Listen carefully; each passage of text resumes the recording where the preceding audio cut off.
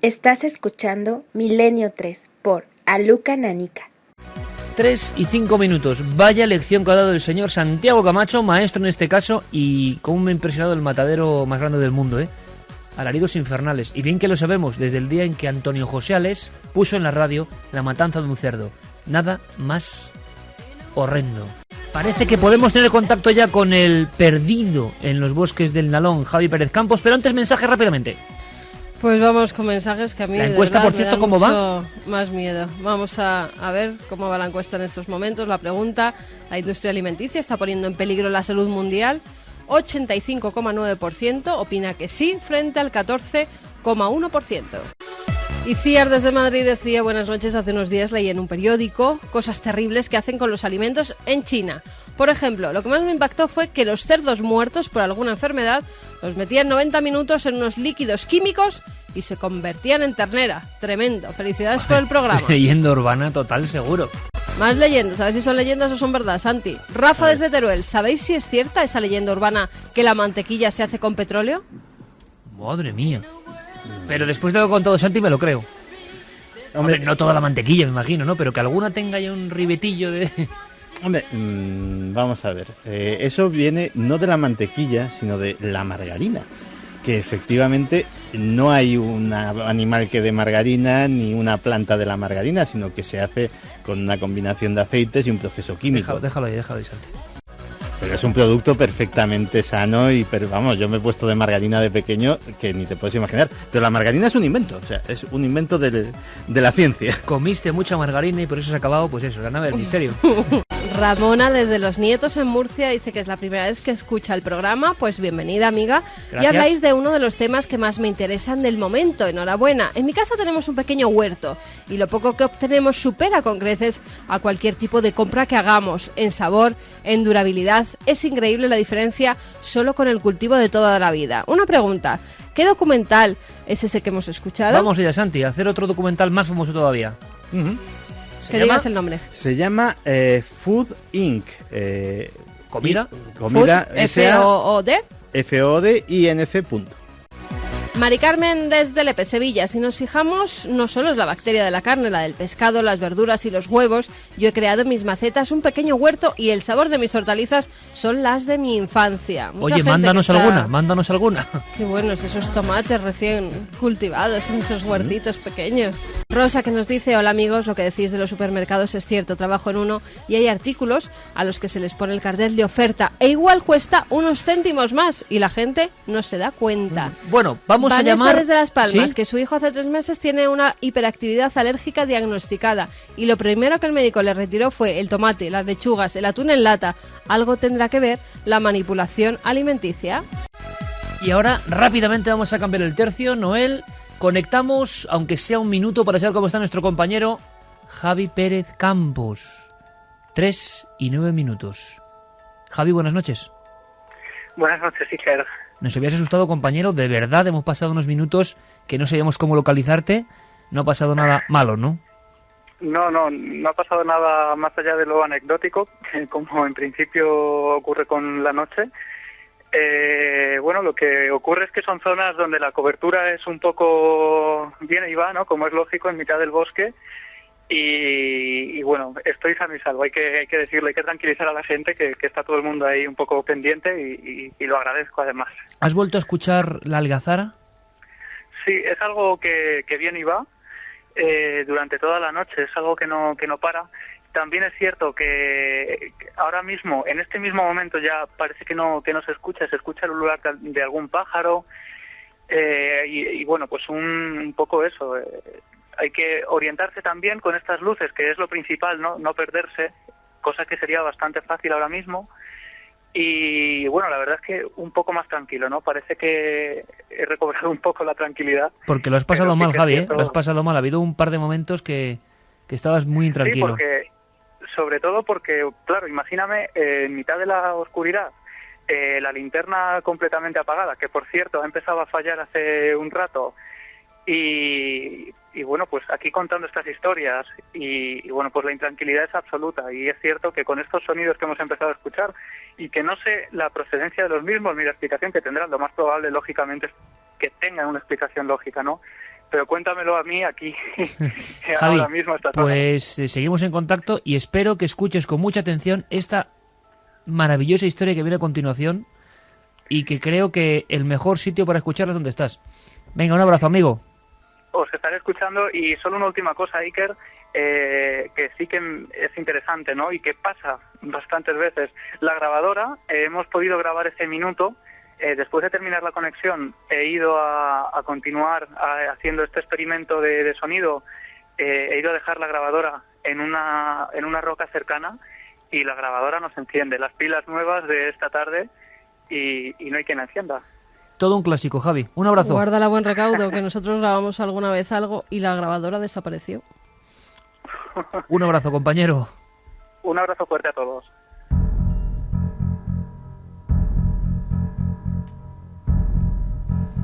Tres y 12. Esta noche ha sido muy especial, está siendo muy especial, ¿verdad? Ni siquiera el inicio ha sido el habitual. Y hemos tenido algunos problemas porque en Salamanca, ciudad mágica donde las haya, también había algún que otro problemilla, pero creo que ya está perfectamente solventado. Y os voy a contar un pequeño secreto. Que es que yo esto de los secretos lo llevo mal, siempre acabo contándolo porque... Vamos a ver, recibo en mi mail una imagen y nada más recibirla me quedo mirando y yo luego contaré un poco el final. Digo, estas caras ya las he visto en algún sitio. Estos rostros que me penetran casi desde el otro lado del tiempo, yo los he visto en otro sitio. Y como ocurre con los arquetipos, las imágenes muy fuertes se quedan dentro, los tenemos en la mesa ahora, dentro de lo más hondo del cerebro reptiliano, ¿no? Porque son muy sencillos.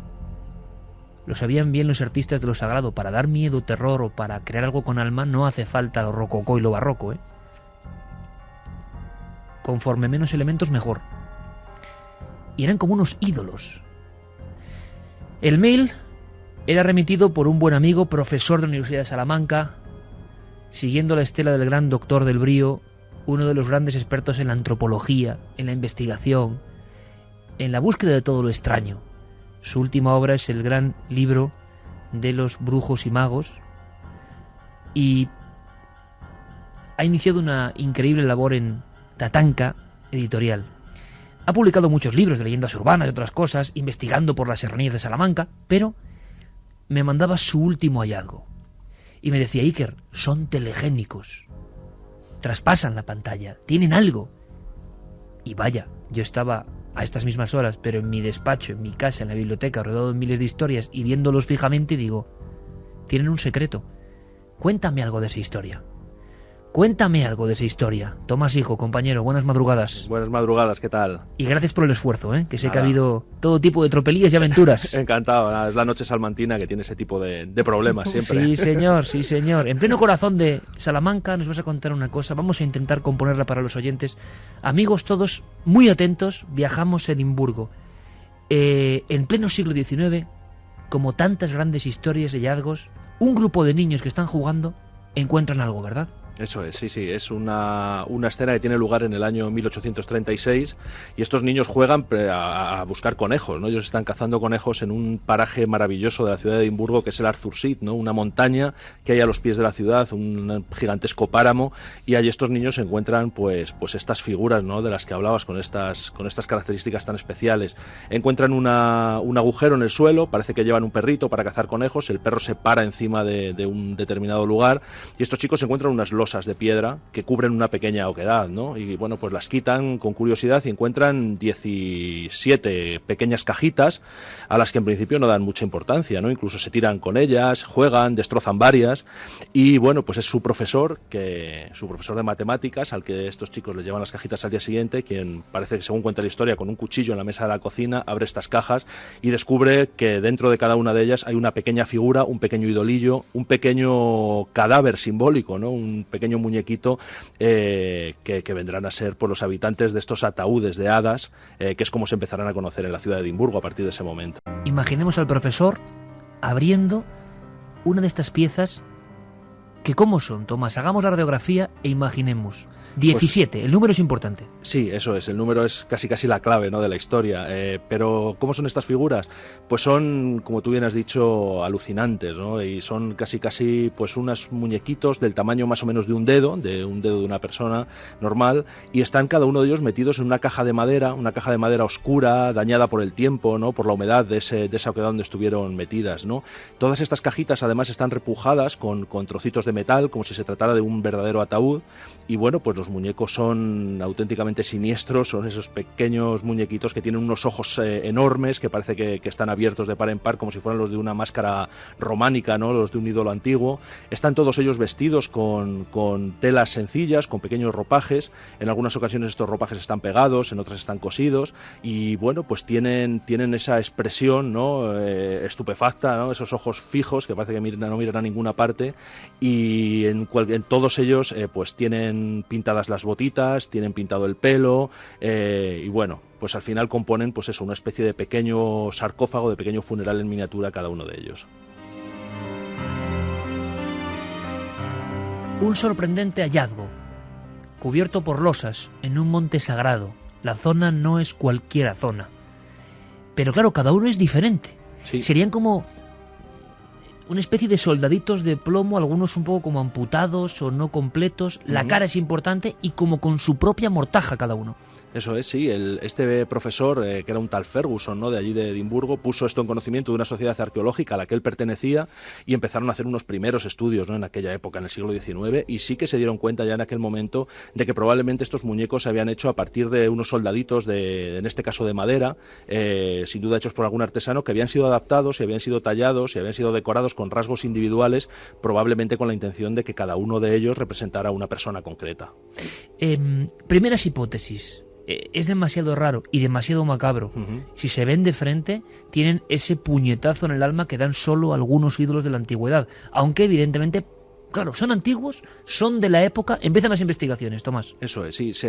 Rápidamente los primeros hipótesis que se trazan parten del hecho de que son recientes, o sea, son unos muñequitos que están hechos con los materiales de pocos años antes, ¿no? Se calcula que como mucho de una década antes de que los niños los encontraran. Son muñecos que seguramente aquellos soldaditos representaban algún tipo de regimiento de las guerras napoleónicas, ¿no?, que acababan casi de terminar, y bueno, pues se da cuenta todo el mundo de que es algo reciente. Entonces empiezan a hacerse cábalas y bueno, lo primero que se piensa es que tal vez se trate de algún ritual de brujería, ¿no?, una especie de vudú, una especie de entierro simbólico para tratar de dañar a esas personas, pero bueno, rápidamente parece que esas ideas se descartan. Se piensa después que seguramente de lo que se trate es del entierro ritual de una tripulación de un barco, ¿no?, de unos marineros perdidos en el mar y que bueno, que desaparecen, no vuelven jamás y se les entierra de esa forma, ¿no?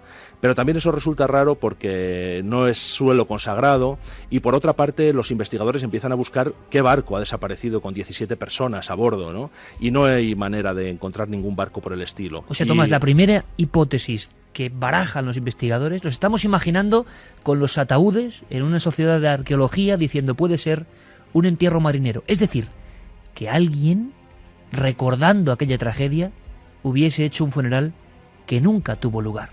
Y es que, ojo, esa práctica, Carmen, ocurría. No con ese tamaño quizás, que es lo extraño, ¿no? No, ocurría sin ataúdes, ocurría poniendo simplemente cruces al lado de las costas donde esos marineros tenían que haber llegado y nunca llegaron sus cuerpos, por ejemplo. Pero esa hipótesis que decía Tomás, lo que no casa es que al parecer esos pequeños ataúdes fueron puestos en esa pequeña cueva en distintas épocas. Si hubiera sido... Alguien iba con un ataúd cada vez. Claro, si hubiera sido un ahogamiento de marineros en un mismo barco, hubieran puesto los 17 a la vez, pero al parecer había madera de unos pequeños ataúdes que estaba mucho más deshecha, incluso los muñecos y la tela que los cubría, que estaban mucho más envejecidos que los que estaban en estancias superiores. Si no recuerdo mal, Tomás, estaban puestos 8 en una hilera, otros 8 encima y uno justamente arriba del todo. Eso es, efectivamente, así era.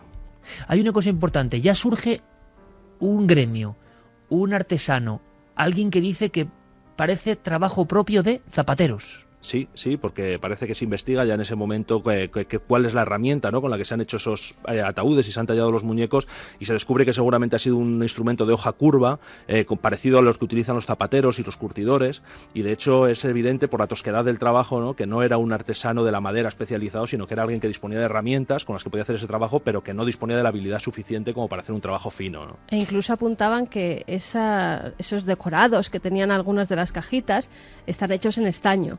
El estaño lo utilizaban los zapateros para las hebillas. Por eso también lo relacionaban los pegamentos, ese estaño, la forma tosca, como bien decía Tomás, de hacer esos pequeños ataúdes, incluso de hacer los muñecos a los que algunos, después de hacer la cajita, como no cabían bien, los habían quitado los brazos o las piernas si no entraban, si no encajaban perfectamente en ese huequecito. Sí. La gran pregunta es, ¿quién había estado haciendo eso casi como un secreto? ¿Quién había estado peregrinando a ese monte tan especial, dejando esos ataúdes, al parecer durante años, y con ese trabajo, para no ser visto nunca, enterrados en su propio sarcófago? Dos cosas.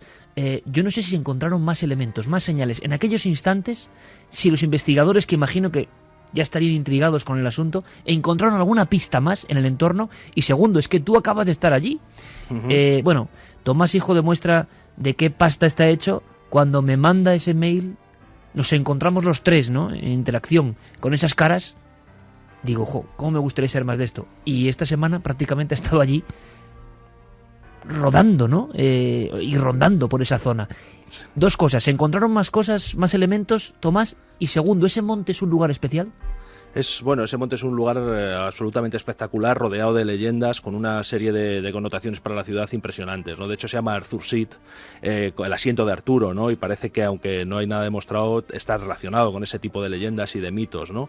Y bueno, sobre si se encontraron cosas y más pistas y más indicios en el lugar, no hay constancia. Solamente se sabe que también en el lote de los ataúdes, en un principio, que fue adquirido por un museísta aficionado de la ciudad de Edimburgo, ¿no?, un tipo que tenía su museo de curiosidades, también estaban aquellas piedras que cubrían el agujero, que habían sido también talladas toscamente en forma de lápida. Eran como lápidas, las losas de arriba. Eran, bueno, también tenían una labra muy tosca, pero sí eran, sobre todo la losa principal que cerraba la cueva, estaba tallada como si fuera una lápida. Pero esa losa se perdió, esas piedras se perdieron, igual que se perdieron pues 9 de los 17 ataúdes, ¿no? Pues en esa deambular que tuvieron de mano en mano, pues casi hasta nuestros días.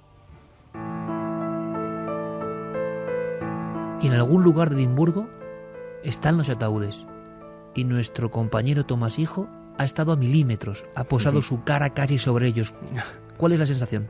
Son impresionantes, porque una cosa es ver una foto en internet o alguna imagen en algún documental que hay por ahí, y otra cosa es verlos allí en el Museo Nacional de Escocia, que es donde están ahora mismo expuestos a la vista de cualquiera. No hay ningún secreto sobre ellos, perfectamente explicando esta historia que estamos hablando aquí.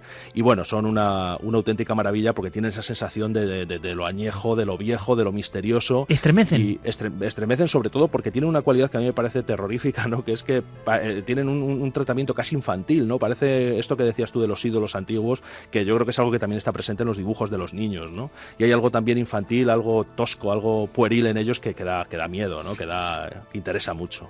Ídolos de niños, un zapatero, 17 ataúdes, todo un misterio.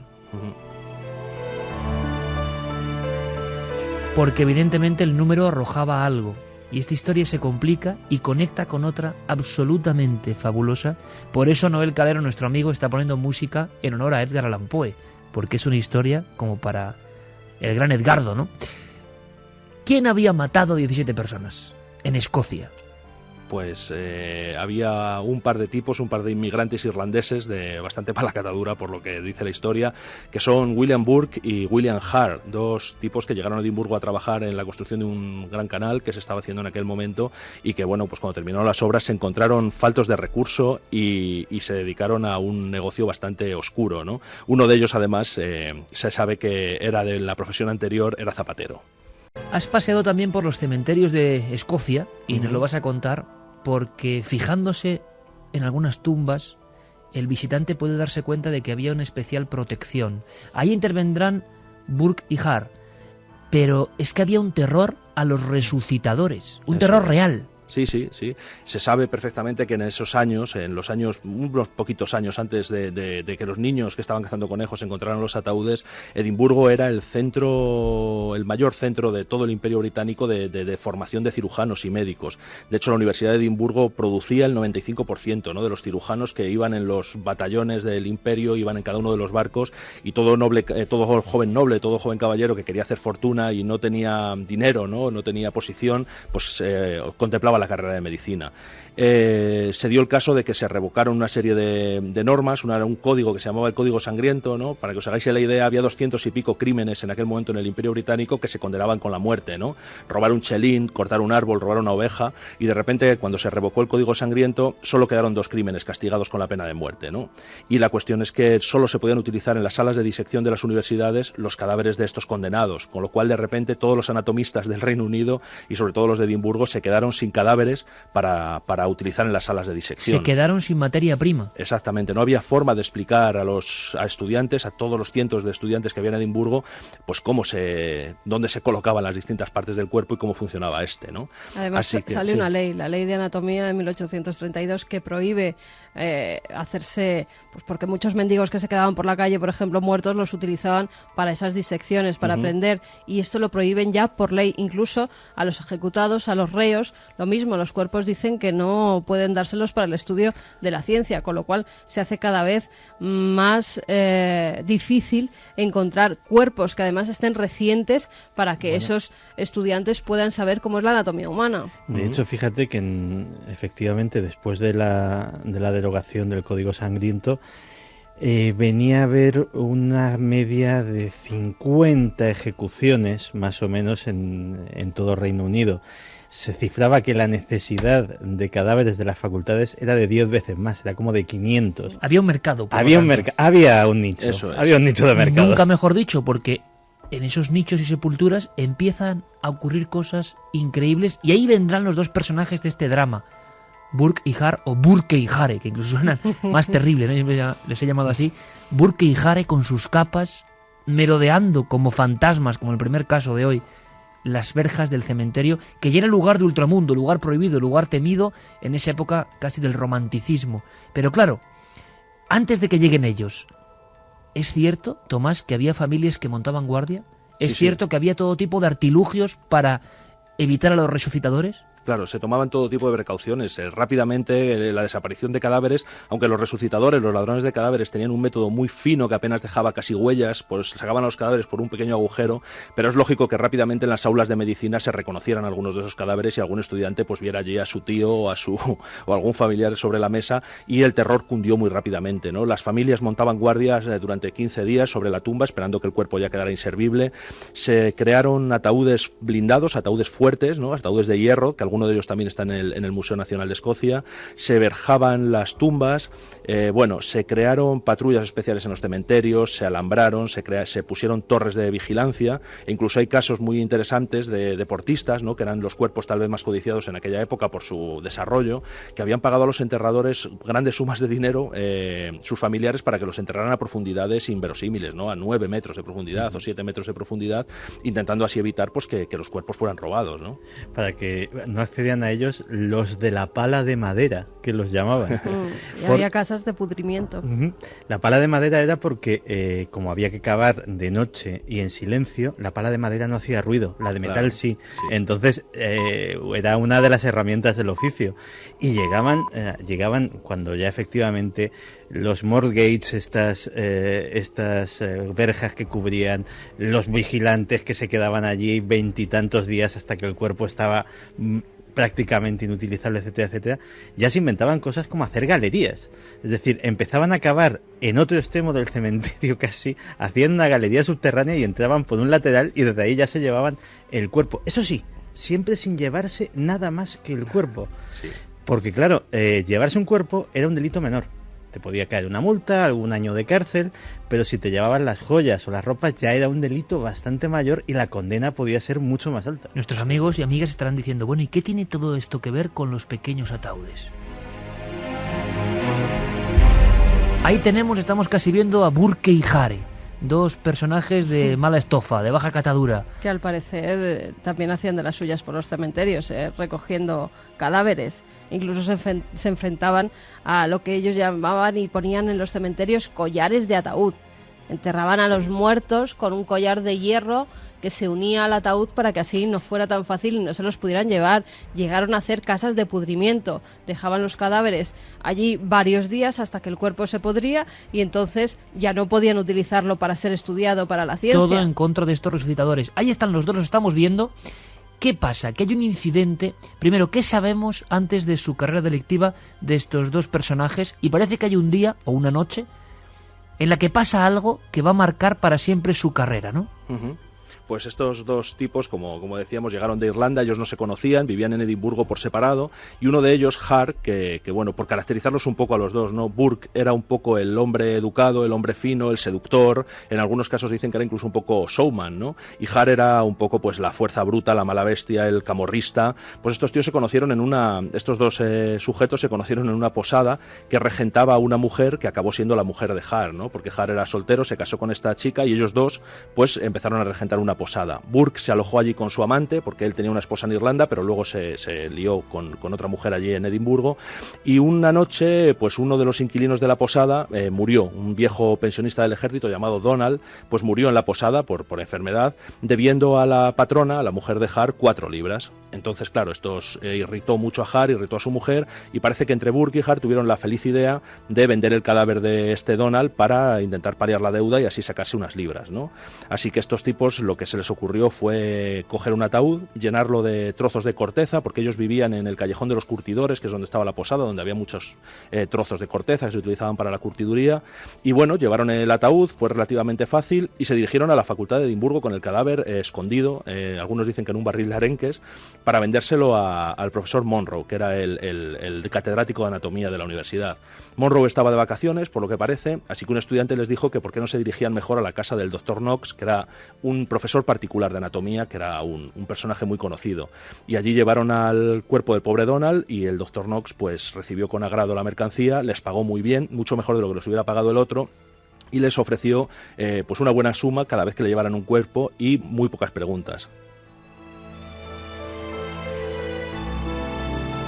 Y el siniestro doctor, con pocos escrúpulos como vemos, empezó a ser el mejor cliente de estos dos individuos, que de inmediato roban cadáveres o empiezan a idear otro plan más macabro todavía. Sí, ellos empiezan a pensar rápidamente que, dado la dificultad que hay para conseguir cadáveres en los cementerios, pues en principio piensan hacerse con más moribundos, ¿no? Pero claro, no hay muchos más moribundos en las posadas, no conocen a más gente por allí, así que hay otro enfermo allí en el lugar, y lo que hacen es pues trazar un plan que consiste en emborracharle hasta casi la inconsciencia, y una vez que está borracho de whisky hasta arriba, pues lo asfixian, ¿no? Lo asfixian además mediante un método que Burke inventa y que ahora mismo todavía se conoce como burking, ¿no? En el mundo anglosajón. O sea que en la criminología del Reino Unido, esta forma que idearon los dos resucitadores sigue siendo una forma diferente de matar. Sí, estos dos resucitadores, asesinos, ¿no? Sí. Inventaron esta maniobra que es el burking, que trataba de matar sin dejar huellas y sin dañar el cadáver, de forma que los anatomistas lo encontraran limpio, ¿no?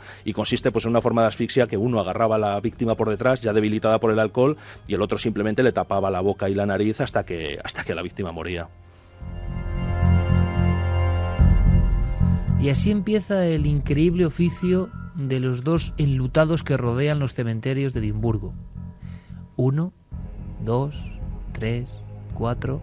¿Hasta cuántos, Tomás? Justamente 17, ¿no? Y este es el número que vincula este asunto con los ataúdes. Ellos eligen principalmente entre sus víctimas a mujeres pobres, a las que, bueno, acogen con un cebo de falsa amistad en la posada, y el procedimiento suele ser más o menos el mismo siempre. Las dan de beber, parece que en aquel momento el alcoholismo era una moneda muy corriente en el lugar, sobre todo entre esta gente de bajos posibles, ¿no? Y bueno, pues el whisky hacía su efecto y directamente pues asfixiaban a sus víctimas. Y siempre el doctor Knox, ¿no? Dos de ellas eran siempre prostitutas, María Patterson y Janet Brown, y a esas prostitutas, una de ellas muy conocida, varios estudiantes que le estaban haciendo la autopsia o esa clase médica que se estaba dando, la conocían, habían contratado sus servicios y ya se empezaban a mosquear de Eso por es. qué esos cadáveres estaban en tan buen estado si días antes la habían visto, no tenía enfermedad alguna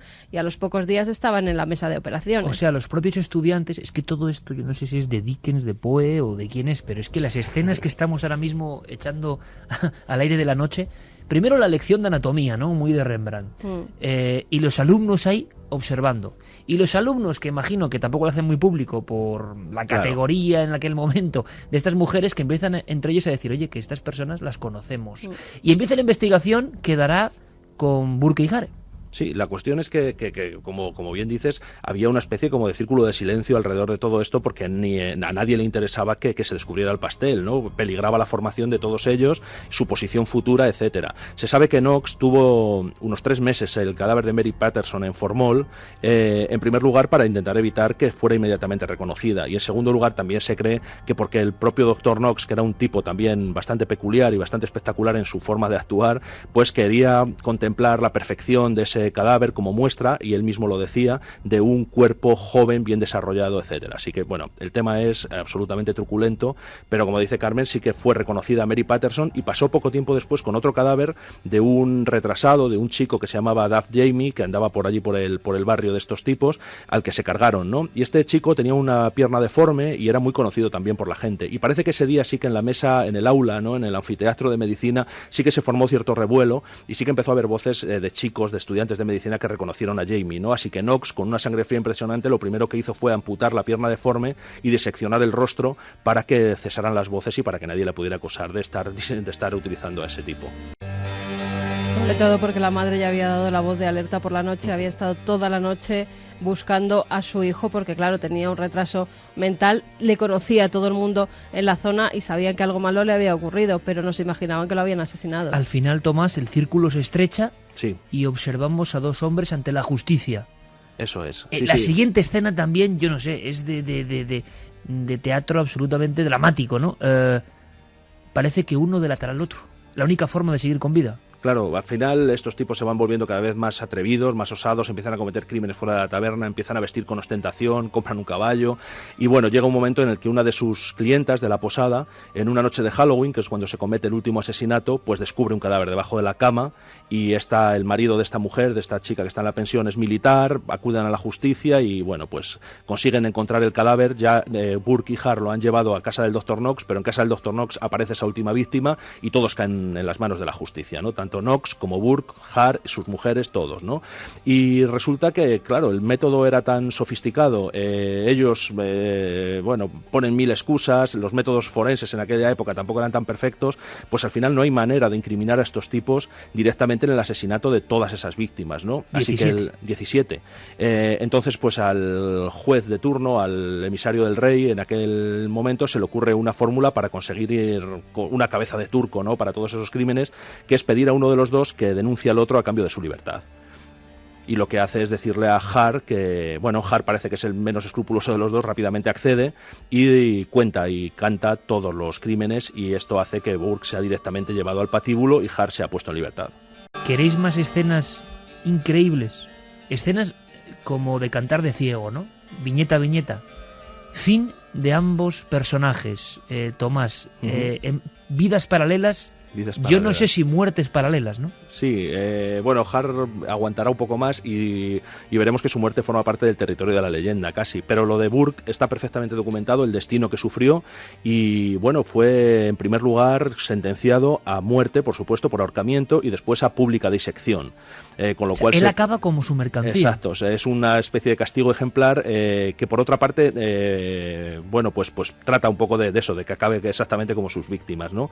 Entonces es ahorcado en una de las plazas más importantes de Edimburgo, ante una muchedumbre de la que se cree que nunca se había convocado en tan gran número, que unas 25.000 personas presenciaron el ahorcamiento, y se dice que Burke, como buen showman que era, metía prisa al verdugo, ¿no? Para que le matara y terminar con aquel sufrimiento de todo el horror que le daba a 25.000 personas pidiendo su cabeza, ¿no? ¿no?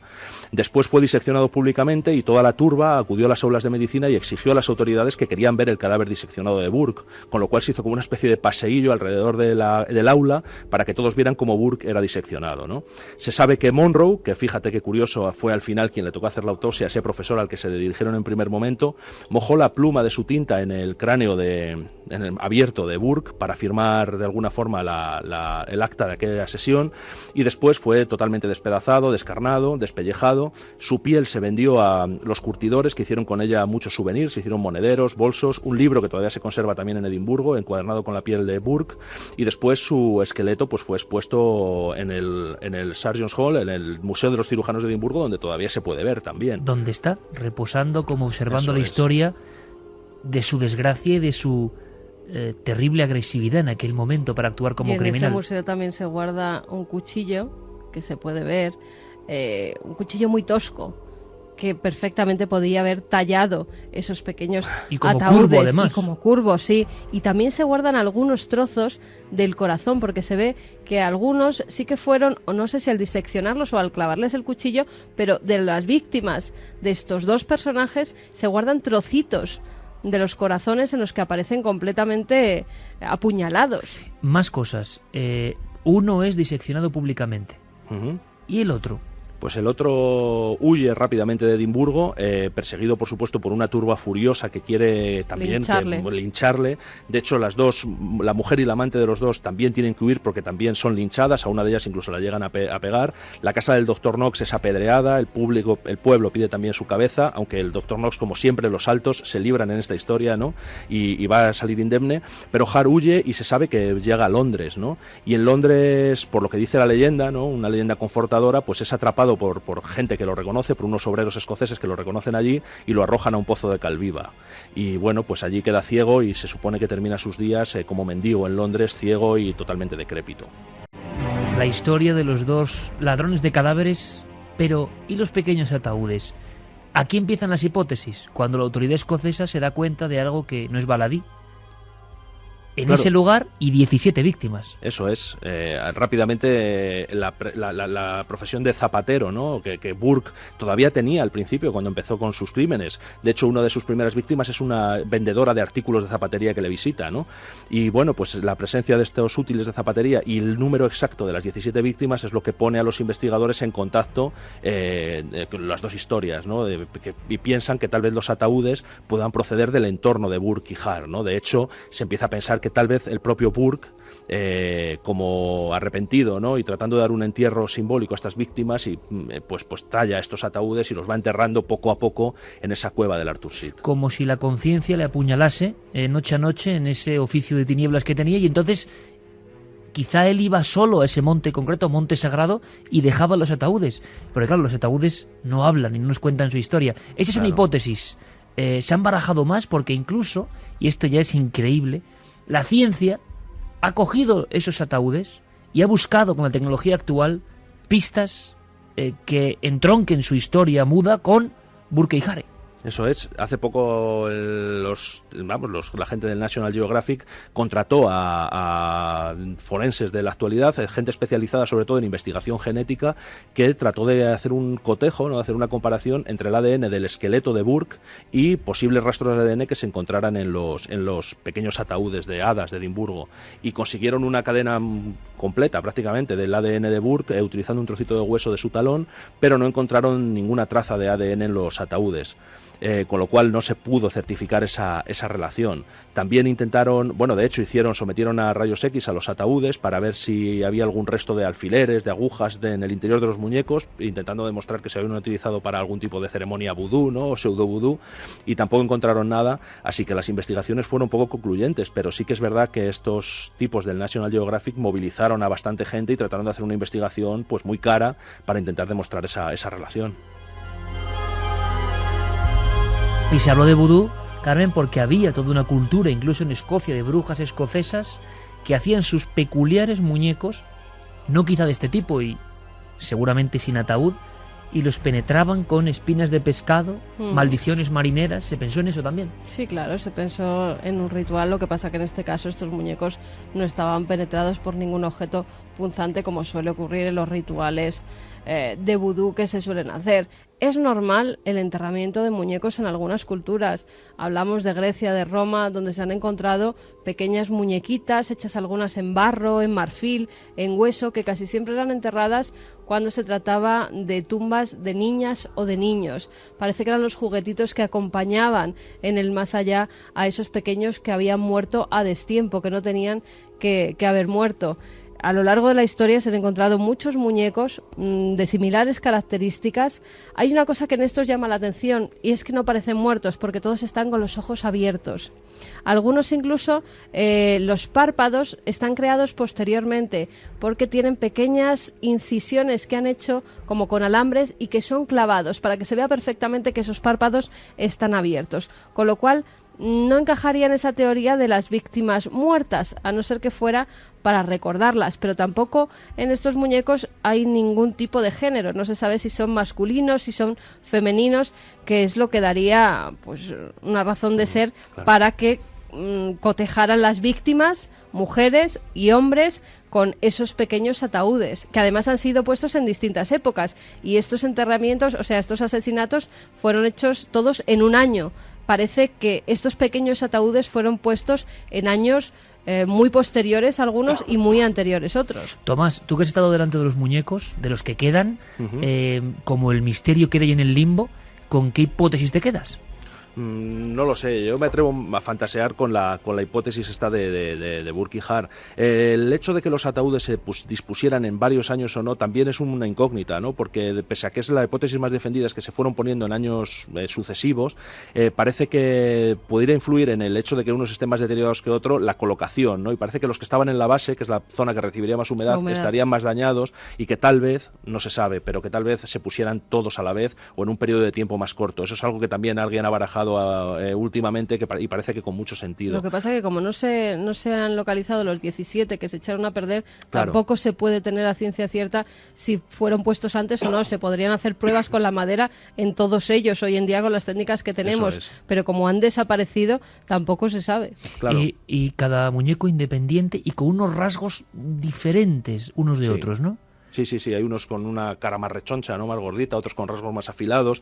La verdad es que es impresionante verlos y es una pena, como dice Carmen, que no se conserven todos ellos, ¿no? Pero bueno, se sabe que algunos... todo esto se sabe porque ya en aquel momento los periódicos hicieron mucho eco de este hallazgo, ¿no? Y se tienen versiones incluso contradictorias. Pero la verdad es que es una pena que los mismos niños destrozaran, ¿no? De una forma gamberra, como se dice en el periódico de aquel momento, algunos de los ataúdes y ya se perdieran en el primer momento. Tomás, hasta se pone en duda, ¿no? Que fueran niños los que encontraran eso. Se habla también de un profesor, ese profesor al que llevan esos primeros ataúdes los niños. Se habla de que ya era un arqueólogo aficionado y que pudo él mismo haberlo rescatado porque pues tenían que haber tenido algunas herramientas esos niños para entrar en esa cueva, que cuando están buscando madrigueras, pues... Hubo una expedición, y como tantas otras veces, el perro, el primero que, encuentra algo con su olfato, con su sexto sentido.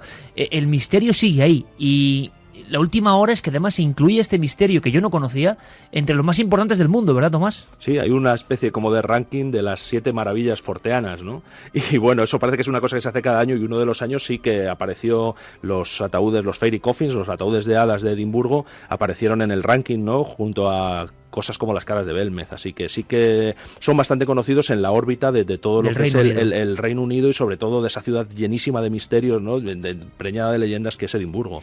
Tomás, podemos terminar, es una historia increíble que nos ha permitido ver diapositivas del pasado, de ese pasado tan turbulento, de esa profesión innombrable, ¿no? De ladrones de cuerpos, y yo te dije, cuando vengas a verme, te voy a enseñar una foto porque yo, lo decía antes, he visto estas caras en algún otro sitio.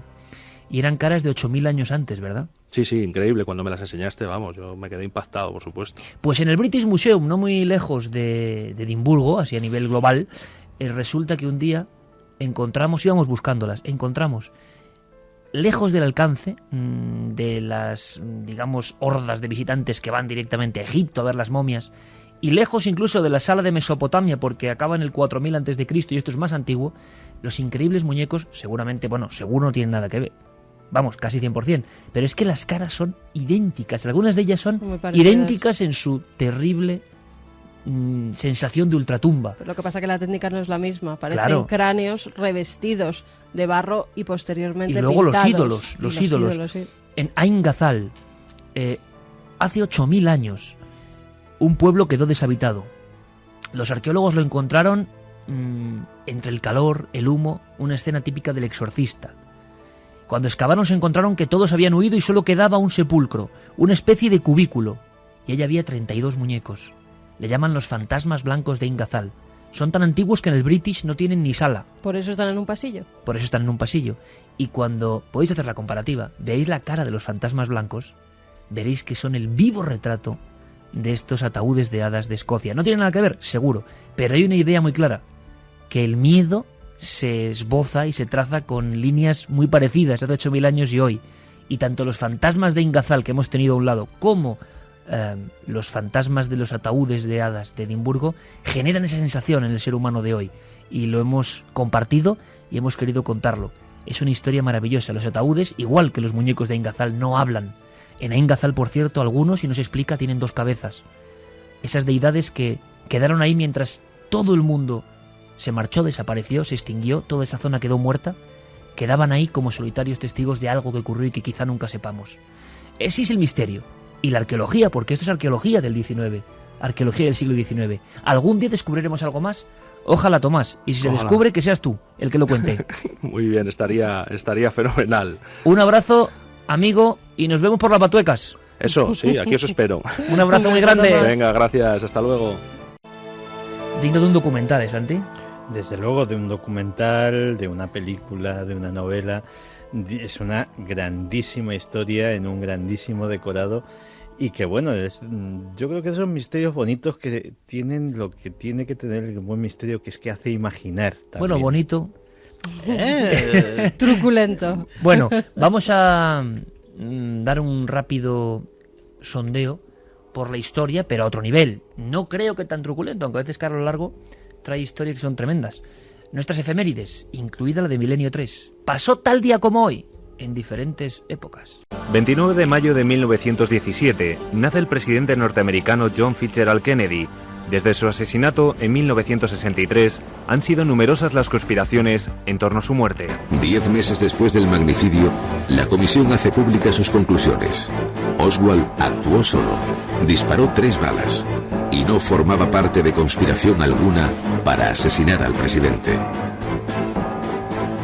Sin embargo, pronto quedó de manifiesto que la comisión Warren estaba más interesada en cerrar el caso que en investigar con rigor las pruebas disponibles.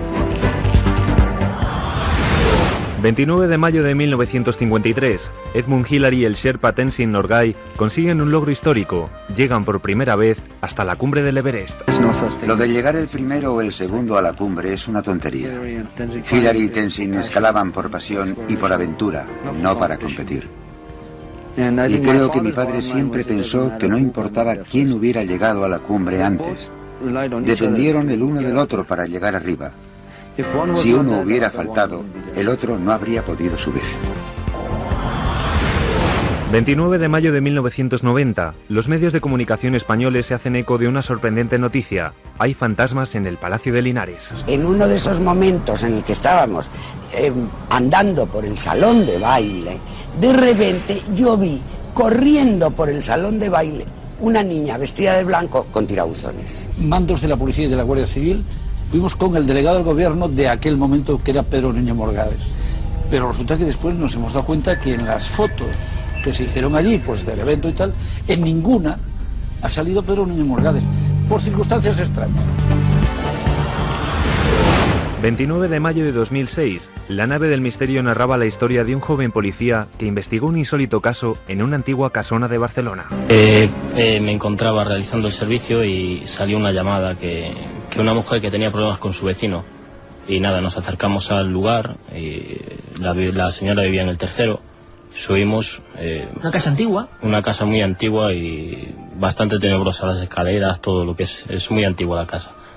La señora nos comentó que había llegado hacía 2 días de vacaciones y que el vecino de arriba, que nunca se llevó bien con él. Entonces que no dejaba de dar golpes como saltos y que oía como risas Y entonces la señora estaba como que el tío que estaba como para fastidiarla. O sea, que era una persona que tenía ya una enemistad bastante ahí enquistada con su vecino de arriba, casa antigua, para que todos nos pongamos en situación, y el hombre de arriba golpeando, haciendo ruido y sobre todo riéndose. Exactamente. Claro, cuando la señora nos comenta esto, pues nosotros nos dimos cuenta que en esa vivienda habíamos estado hacía 2 semanas, porque el vecino de arriba había fallecido y habíamos estado en su vivienda. El hombre vivía solo y no tenía familia, o sea que habíamos dejado el cuarto, o sea lo que es el piso, totalmente cerrado y allí es que no quedaba nadie. 3:56. Qué programa fue aquel, ¿eh? Vaya recuerdos que trae Charlie Carlos Largo, aquellas conversaciones cara a cara con lo más puro del encuentro con el misterio, del encuentro con lo fantástico, y encuentros oficiales, por cierto. Hemos recorrido una parte de Asturias en busca de un viejo fantasma y hemos encontrado gracias a él historia negra.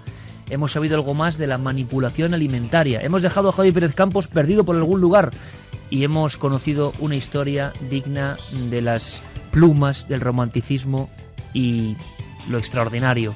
Todo eso que termina ahora con vuestros mensajes, los mensajes ganadores. Pues el primero de los libros va hasta Gijón. Alfredo nos escribía desde allí, decía: mi mujer y yo hemos visto una aparición en Gijón.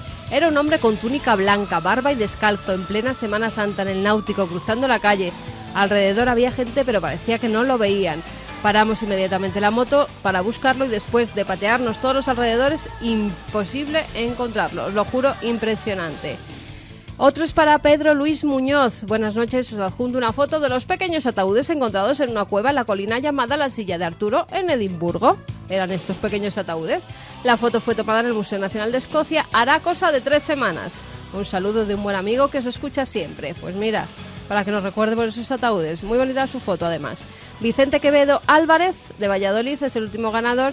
Y dice que sobre los pollos y gallinas hay miles ya desde hace muchos años en naves industriales que no han andado nunca. En España, que él lo ha visto, que se ha quedado helado, que es impresionante, y naves que no ves el final, pasillos enormes, tienen zonas donde nacen, las que ponen, según la edad, en las jaulas con un mínimo apoyo, y desde ese poco sitio pues ponen los huevos. En cierto momento son sacrificadas para comida.